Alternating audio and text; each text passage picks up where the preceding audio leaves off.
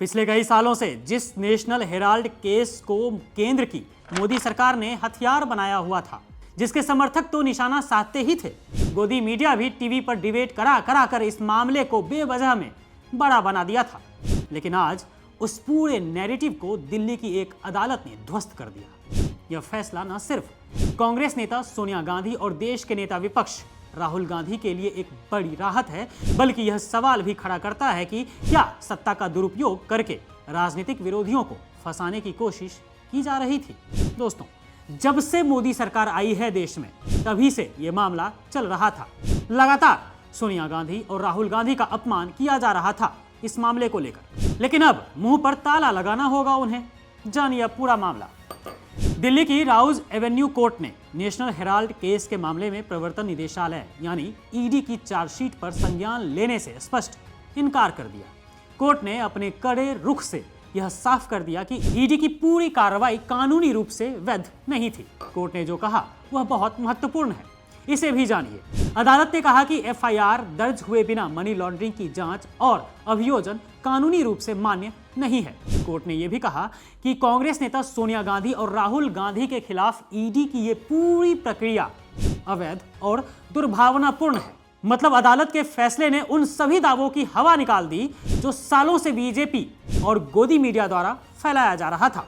Court ने स्पष्ट रूप से बताया है कि इस मामले में ईडी के पास वैध आधिकारिक क्षेत्राधिकार नहीं था, जांच का आधार यानी कोई एफआईआर नहीं थी, मनी लॉन्ड्रिंग का कोई सबूत नहीं मिला, अपराध की कोई आय यानी कि प्रोसीड्स ऑफ क्राइम साबित ही नहीं हुई, संपत्ति के हस्तांतरण का कोई वैध सवाल ही नहीं उठता है। यानी यह मामला सिर्फ कागजों पर था, जिसका एकमात्र उद्देश्य विपक्ष को सार्वजनिक तौर पर बदनाम करना था।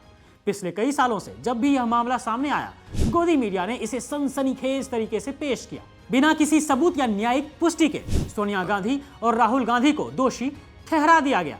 उन्हें घंटों तक ईडी दफ्तर बुलाए जाने को ब्रेकिंग न्यूज बनाकर पेश किया गया, जिससे यह लगे कि वे कोई बड़ा अपराध करके आए हों। लेकिन आज कोर्ट के इस फैसले ने यह सिद्ध कर दिया है कि मीडिया के एक वर्ग और सत्ताधारी दल का गठजोड़ विपक्ष के चरित्र हनन में लगा हुआ था। यह सवाल पूछना जरूरी है कि क्या हमारी जांच एजेंसियां अब सरकारी तोता बनकर रह गई है, जिनका काम केवल राजनीतिक प्रतिशोध लेना है। राउज एवेन्यू कोर्ट का यह फैसला बताता है कि संविधान और कानून की सर्वोच्चता अभी भी कायम है, भले ही सत्ता कितनी भी मजबूत क्यों ना हो। यह मामला स्पष्ट रूप से दिखाता है कि जब सरकार राजनीतिक लाभ के लिए संस्थाओं का दुरुपयोग करती है, तो अंत में उसे न्यायिक प्रणाली के सामने झुकना ही पड़ता है।